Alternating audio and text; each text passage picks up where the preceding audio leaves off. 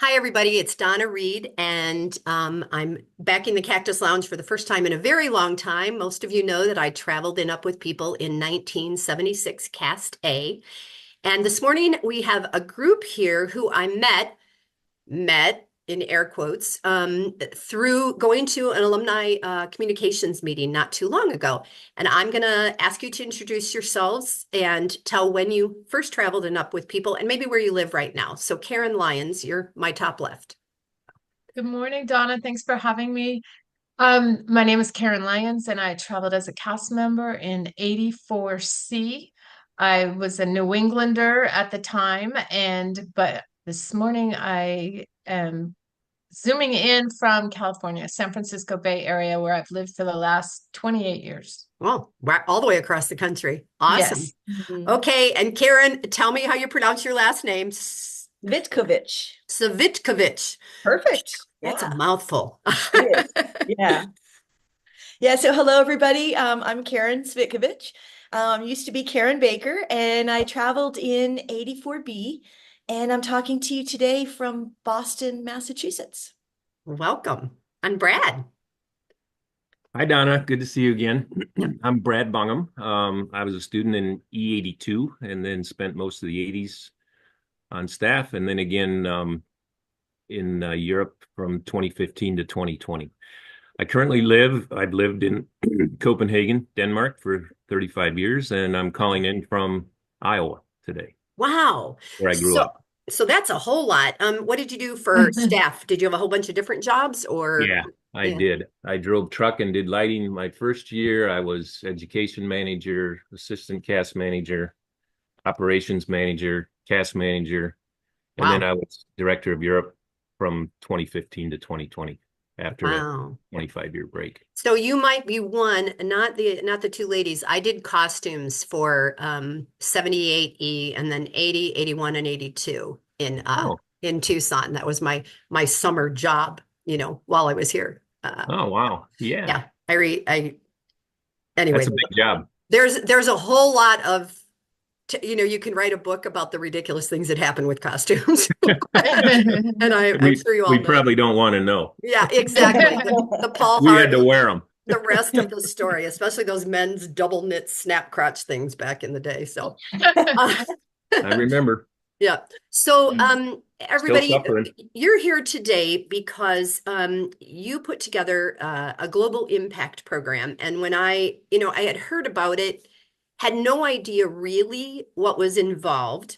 And you specifically have been helping in Kosovo and Albania. And what I found out during that time in that conversation is that this wasn't the first time. This has been going on a while.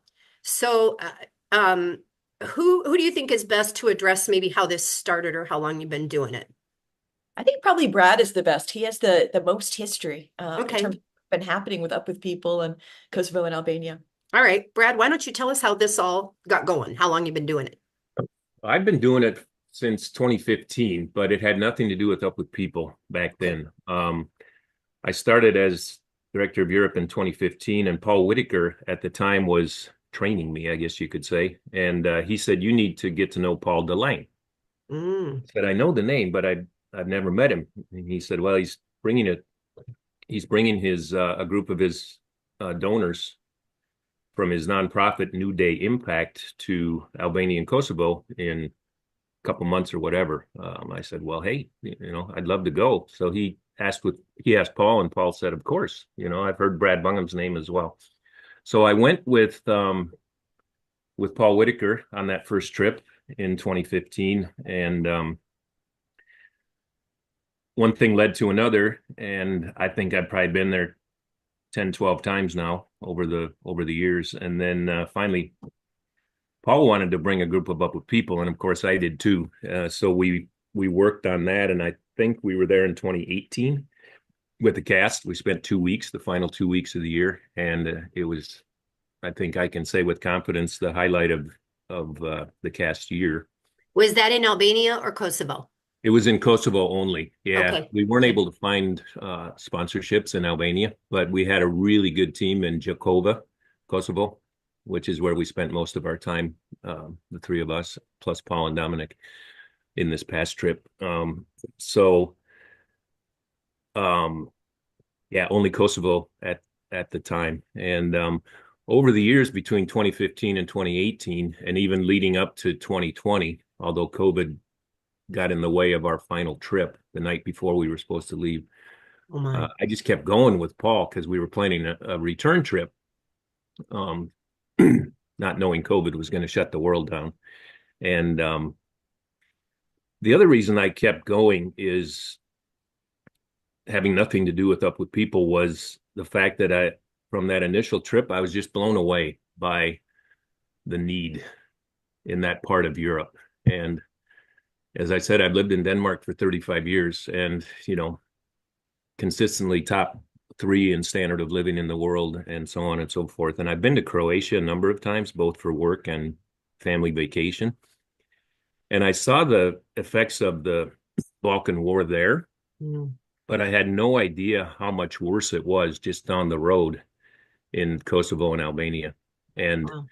we could drive to northern Croatia in probably 16, 17 hours. So to get down to Kosovo and Albania would have been another 3 or 4.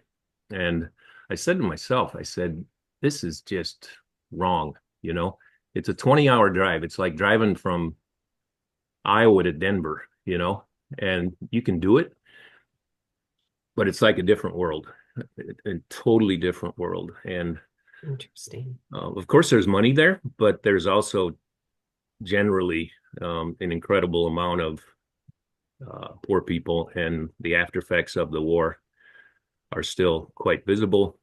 And New Day Impact's mission really is to help people, and they do it by building homes and community centers and churches and putting roofs on and fixing up rooms. And it's largely construction-based, remodeling-based, building-based support that they give. They give money to certain causes as well. But so I was just, in a way, it's modeled after Up With People because Paul's an alum from 86.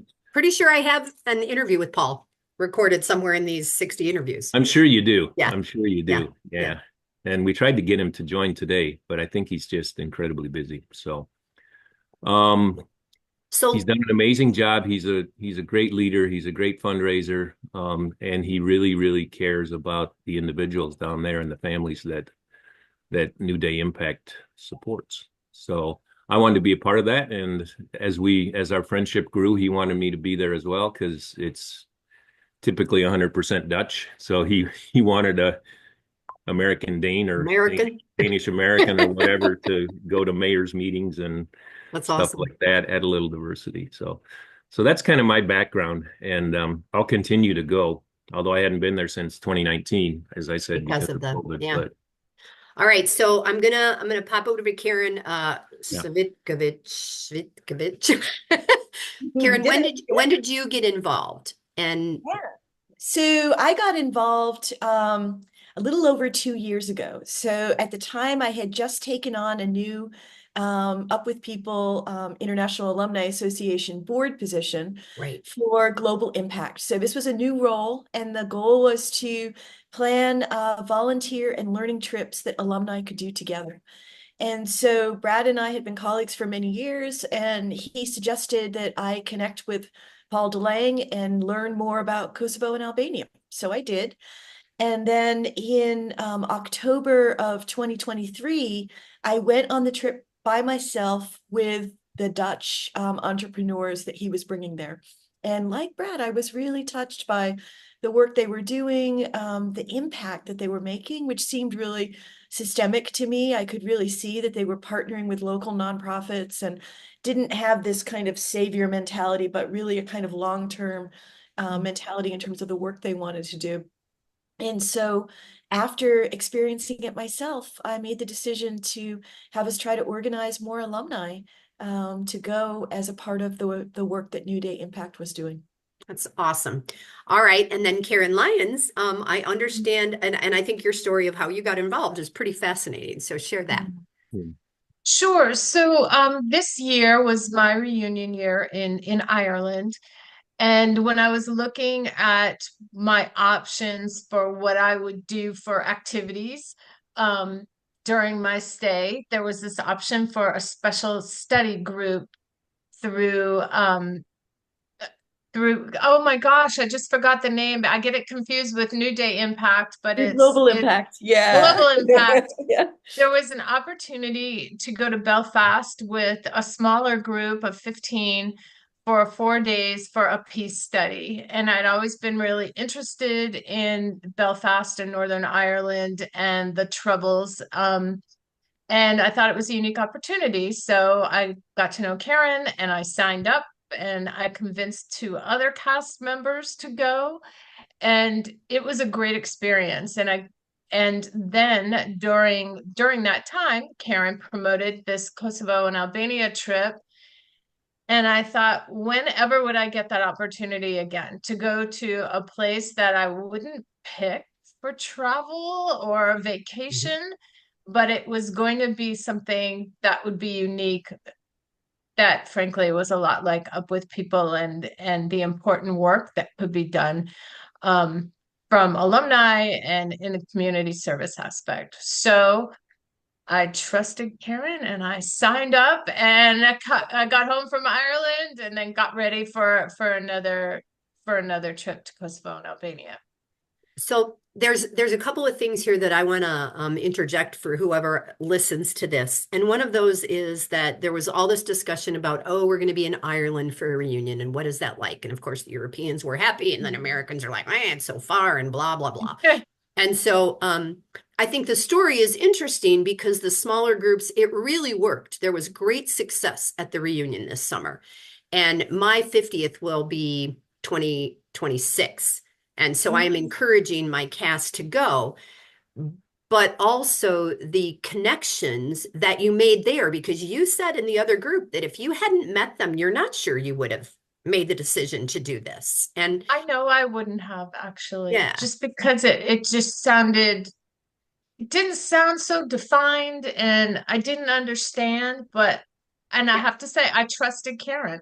yeah. I got to know her and I trusted her and believed in that. I knew it was going to be a different experience.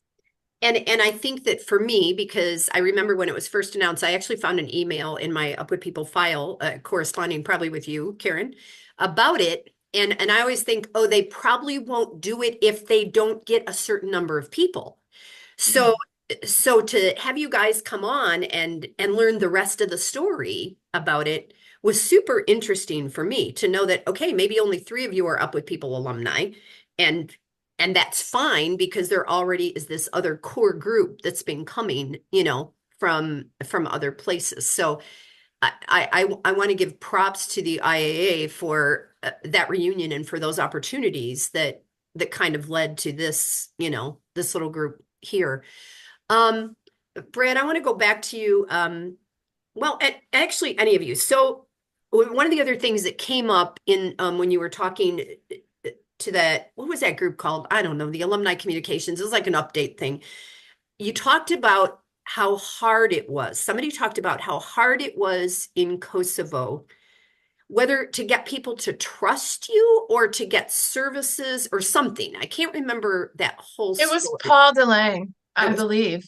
Paul that said Karen, that? do you remember? I think he was talking about maybe getting permits or getting things accomplished initially. Okay. And if Karen or Brad could expand on that, I think. Although That's what I remember hearing. he certainly seemed to be friends with everybody there. He's gained that trust, but I think it speaks to that you really need to build the trust and the sort of local ownership for projects like this to really be successful. And that's one of the things that I think Paul and New Day Impact are especially good at is, I went 2 years in a row, as I said, and I saw the same people working for NGOs that were really seeing the difference that had happened even just in 12 months.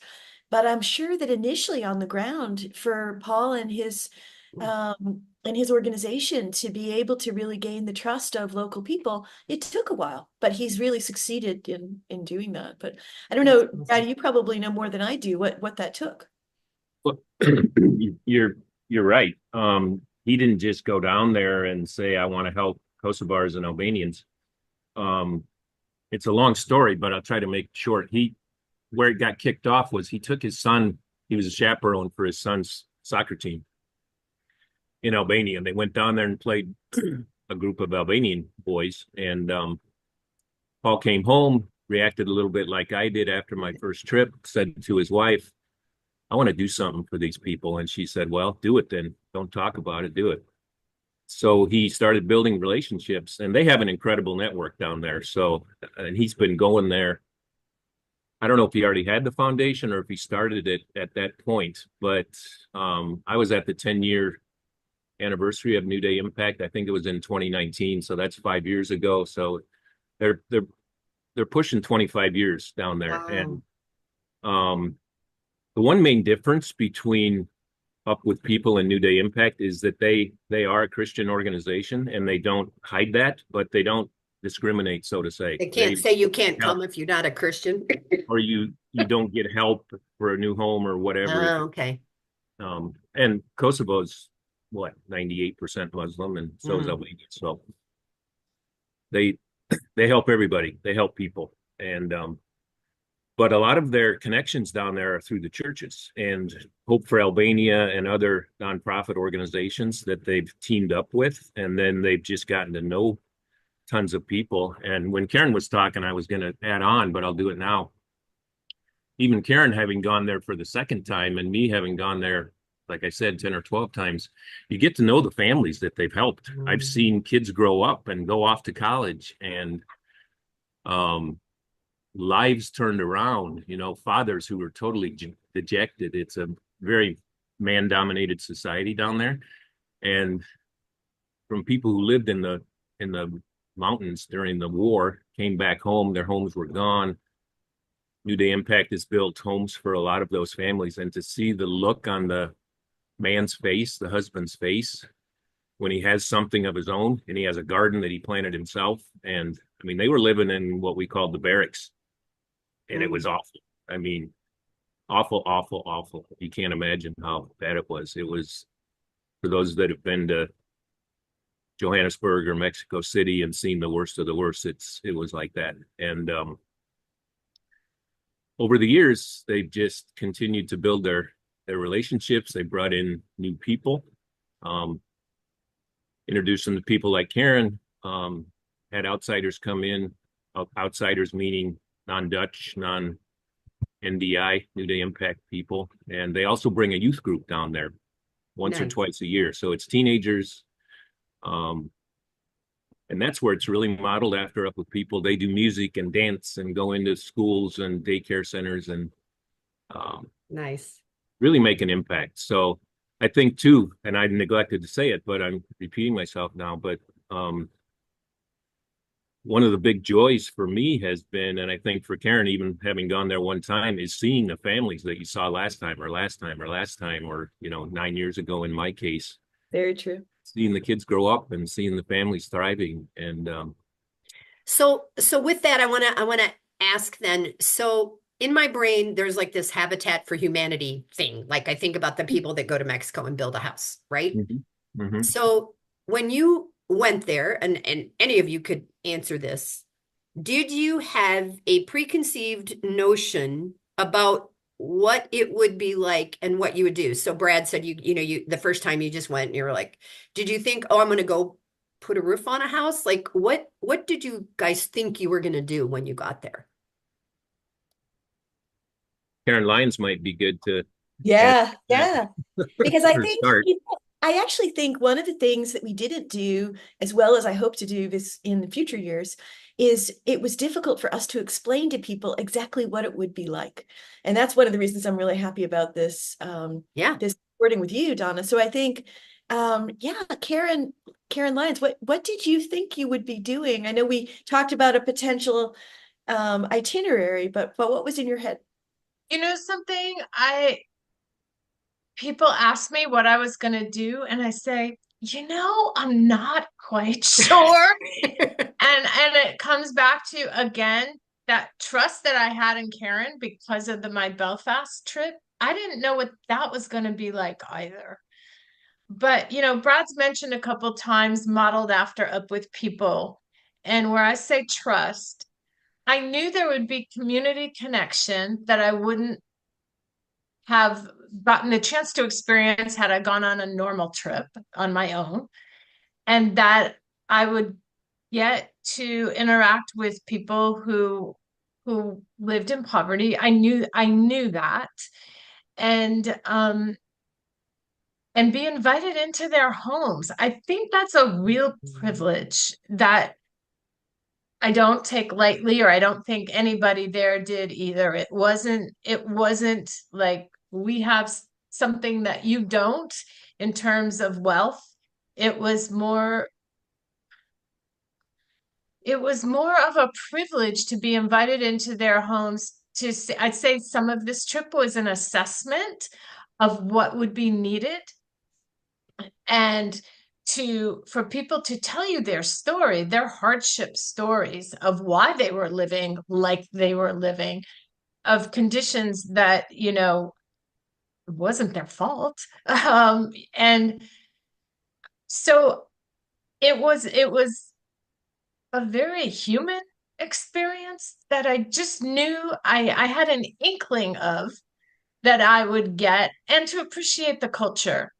I had no idea about, of course, I heard about the war in Kosovo, Right. but I will never forget the morning that we went to a memorial where 300 some people were buried, um, because they were all killed on the same day in this village in Kosovo. And the gentleman who told the story, his family was killed as a young boy, and how he's changed and brought community together. And New Day Impact built his house where we had a luncheon after a celebration after something so somber. Um, that was a beautiful experience, and it made me want to come home and get involved here at home. Yeah. Um, so That's I so I cool. think I might have gone a little around your question. No, I I think that one of the things that in any of these interviews, when I talk with people about what affected them, what they learned, it could be the song. I mean, immediately I started thinking of One to One Will Change the World, because you were 5 or 6 people that went, and and who's changing the world and how are we changing it? And you're doing it one place, one life, one family at a time, right? It isn't like and I had asked earlier if you guys knew Karin Nyquist, and she's in Sweden, and she's an architect, and her father was a globally known architect who helped bring fresh water to Bhutan and things like that, by building and stuff. And I'm like, she would be really good to connect with you, for this, because the skill sets that we have as alumni are fascinating, and we're all impacted in different ways, right? I don't think that the majority of Americans have ever seen anything like what people in other parts of the world have. Brad, you mentioned Mexico City. I remember being there for 6 weeks and stuff like that. And we really, for the most part, can't relate. It doesn't mean that we don't have some devastation and that hurricanes and things don't change the world, change our lives. But thus far, it hasn't been because of a war in our soil since the Civil War, right? We haven't had that. Do you go at the same time? Does this happen like kind of at the same time every year, or how is that worked?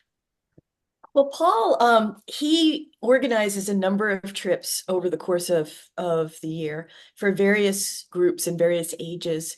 But I think we'll continue to target the October timeframe for the Kosovo and Albania trips, where we invite Up With People. We're in the process right now of starting to think about the planning for next year and for future years.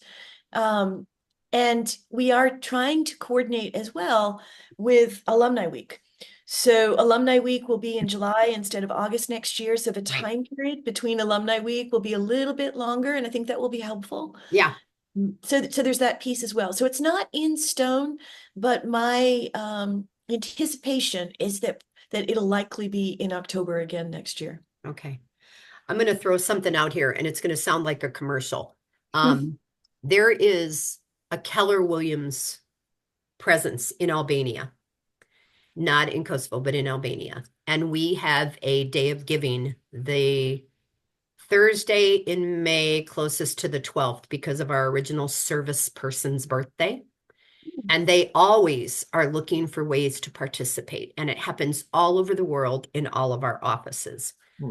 And it might be kind of interesting to connect someone with Wonderful. that office to see, and it would be in May, but they might be interested in learning about,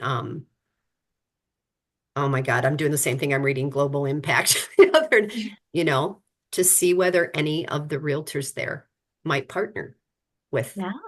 That's some a of wonderful idea, Donna. We'd really, what you're doing. welcome any ideas around partnership. I think the more people we can get involved, of course, the more impact we can make as well Are as you in Tirana? Is that what's the capital there? Did I say that right? Yeah. Yep. in Albania, we're flying into Tirana. Okay. And this year, how we organized it is there's a direct flight from Amsterdam to Tirana. Okay. So people could take that as a group or could meet us directly there. And so we're flying in and out of Tirana. Okay. Or Okay. Jakova. We've flown in and out of Jakova as well. One time we flew in and out of, I can never pronounce it, even though I've been there. Thessalonia in Greece. Thessalonica? Thessalonia. Yeah, Yep. there you go. Yeah, thank you. That place. Yeah. I'm not as global as I thought I was. Been a lot of places, seen a lot of people. So Well, for the most part, we fly into Tirana, we fly into Jacoba, and in Tirana, because it's a fairly large city, most of the work that New Day Impact does, not all of it, because some of the churches they built have been in Jacoba, for example, community centers in Jacoba. But most of the work they do is in the smaller villages around there where the real poverty is, and also with the Roma communities, some of which are in the cities and some of which are on the outskirts. Okay. So we have less than 10 minutes. And I'm going to ask you a couple of things. One of those is that when I post this, I'll probably make it live pretty quickly because it's been a long time since I've done some interviews. I'm going to ask you if you'll share it in your cast pages, your Facebook pages, however, it goes to the alumni page. But as you well know, not a lot of people don't know that I've been doing this for a couple of years, right? It's truly somebody connecting to someone else and finding that out. Beyond what you're doing there, is there an experience that while you were in Up With People that you think would have led you to being like, oh yeah, we need to do this? Did you do a service while you were in Up With People that you think made you go, I need to do this for people in the future? Anybody have a specific thing that?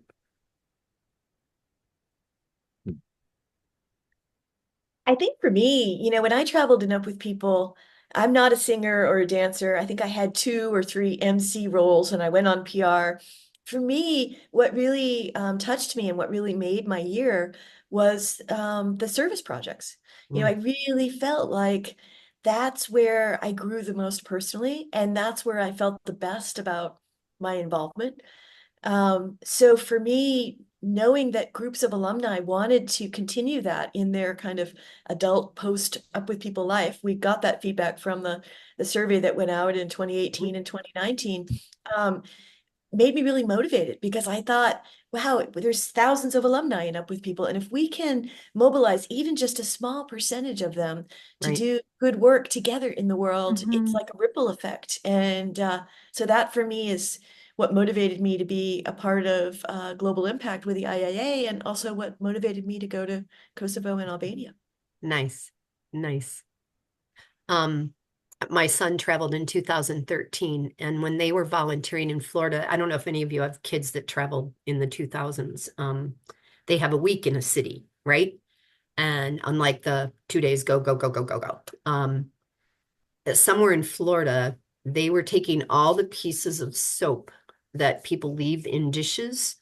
Mm. And one of the nonprofits mushed them all together and created new bars of soap for the homeless.